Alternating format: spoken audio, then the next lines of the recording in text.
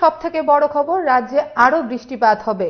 আমি আবারও বলছি, রাজ্যে বৃষ্টিপাত এখনই কমছে না।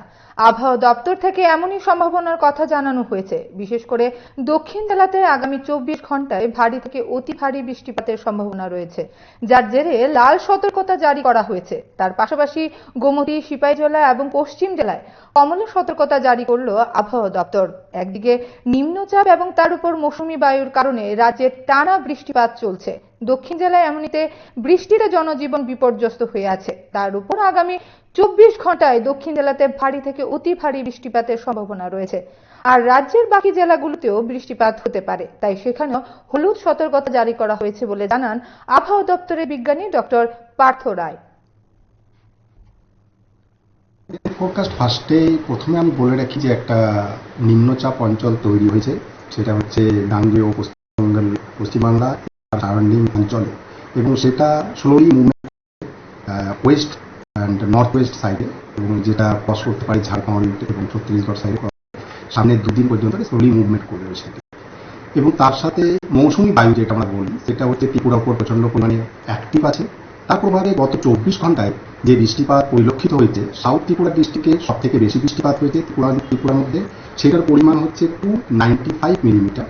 তারপরে দেখা যাচ্ছে গোমতী, সিপাহীজলা এখানেও 100 মিলিমিটারের ওপরে বৃষ্টি হয়েছে, এবং ওয়েস্ট ডিস্ট্রিক্টে হাইস্ট বৃষ্টি পরিলক্ষিত হয়েছে 83 মিলিমিটার।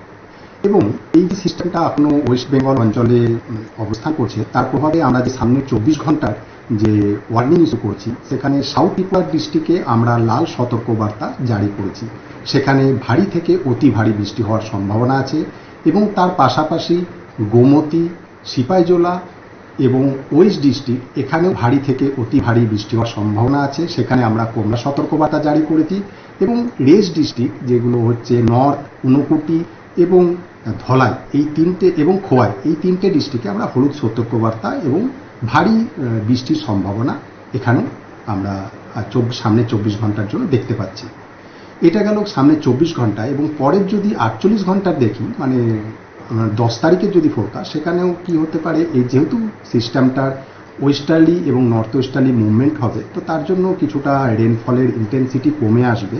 এবং আমরা যে ওয়ার্নিং কেবলমাত্র 10 তারিখের জন্য সাউথ, গোমতী, সিপাহীজলা এবং ওয়েস্ট, এই 4টে ডিস্ট্রিক্টে আমরা ভারী বৃষ্টির সম্ভাবনা দেখতে পাচ্ছি, এবং বাকি ডিস্ট্রিক্টগুলোতে আমরা ভারী বৃষ্টিপাতের সম্ভাবনা নেই।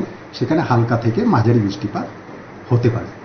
স্যার, বৃষ্টির সঙ্গে ল্যান্ডস্লাইড একটা মেজর কনসার্ন হয়ে দাঁড়িয়েছে স্যার, বেশিরভাগ ক্ষেত্রে আমরা দেখছি। অবশ্যই হবে, কারণ আমরা দেখছি, যদি আমরা দেখি তাহলে লাস্ট দুদিন ধরে ভালোই বৃষ্টিপাত এখানে মানে রিসিভ করছে প্রায় ডিস্ট্রিক্ট, যেমন হচ্ছে গোমতী, সিপাহীজলা এবং সাউথ, এই সমস্ত ডিস্ট্রিক্টগুলোতে ভালো বৃষ্টিপাত রিসিভ করেছে। তার জন্য কি হয়েছে, যে সয়েলের স্যাচুরেশন লেভেল পর্যন্ত পৌঁছে গেছে।